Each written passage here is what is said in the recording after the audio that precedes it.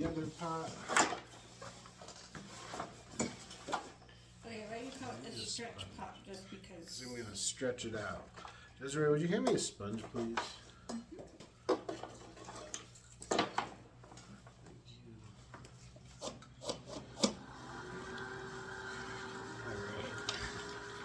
Get it centered. So this is kind of what was helping a lot of people when they were getting the plate centered.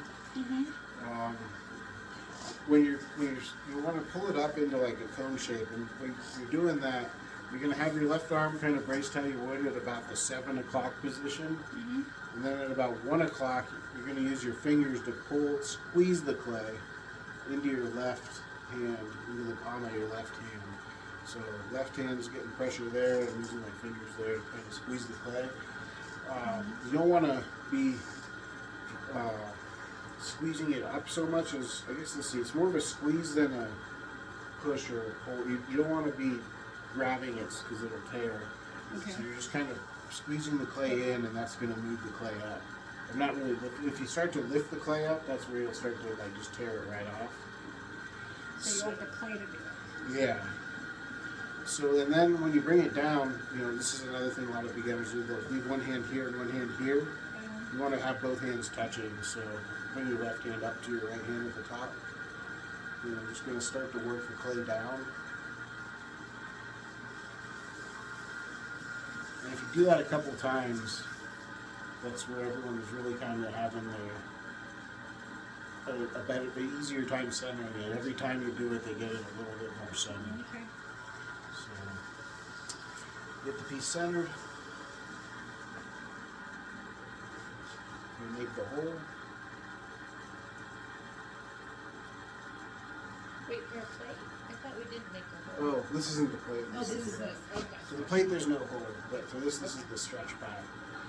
So when I'm going to open up the walls of this, but I'm going to make the walls thicker than I would normally do. So I'm going to leave them a little bit more thick on purpose.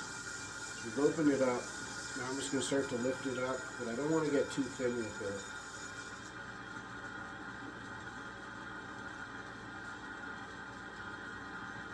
You want to keep this more of a cylinder also. You're not going to go out when you do this. You want to keep this straight up in the cylinder.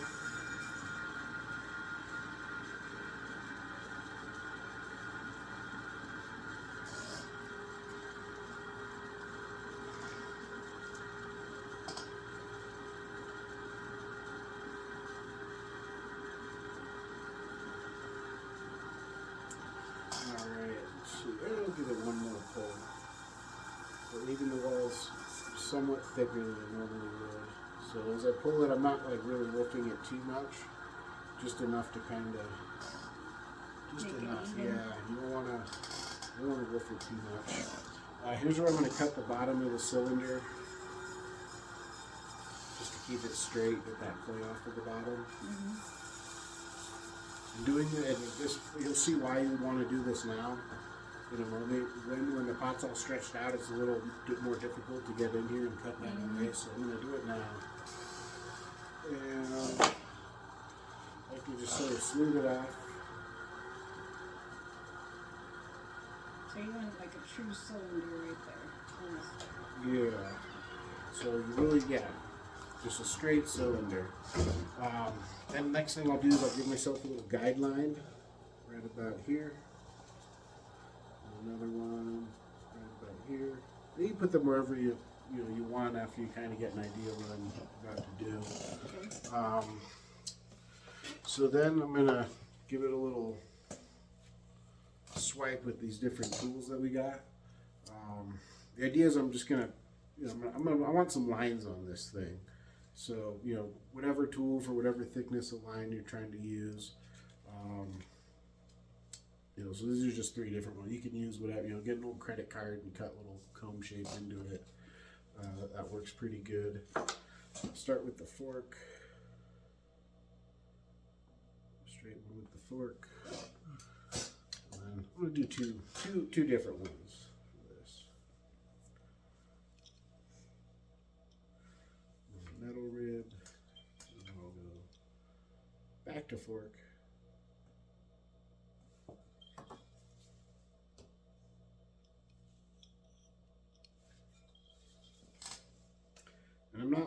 worried that as I do make the design, I'm not worried that it's pushing in the side, sort of, that's going to get straightened out in a moment.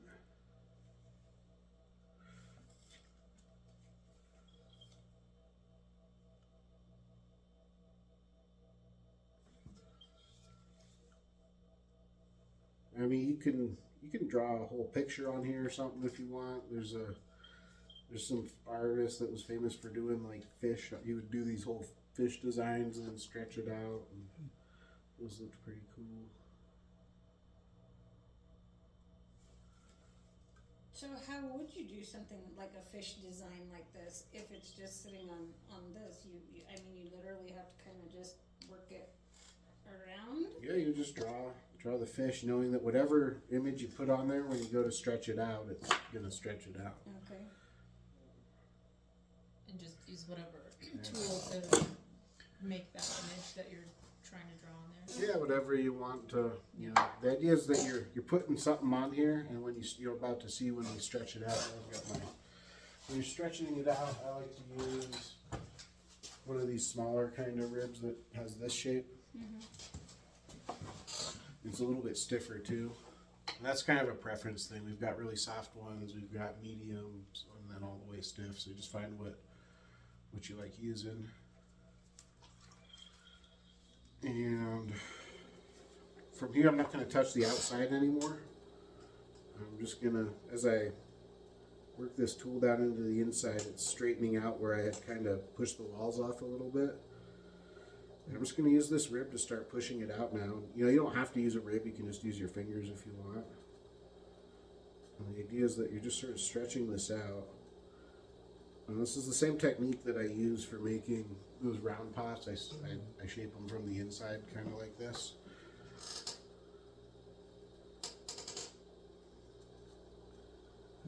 And you really will learn a lot about your throwing by doing it this way, because before you were kind of used to having a hand there on the outside to do it.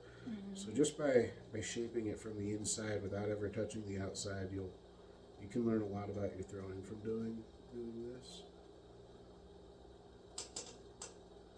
So, and sometimes it's fun to see how far you can stretch it before it's going to collapse on itself. I already kind of know how far it'll go before it collapses, so I'm not trying to test that with this one. I was actually doing a series of little planters, so I'm going to go make a hole in the bottom all the way through this one. These are just going to be like little succulent spider plant kind of planters, smaller planters.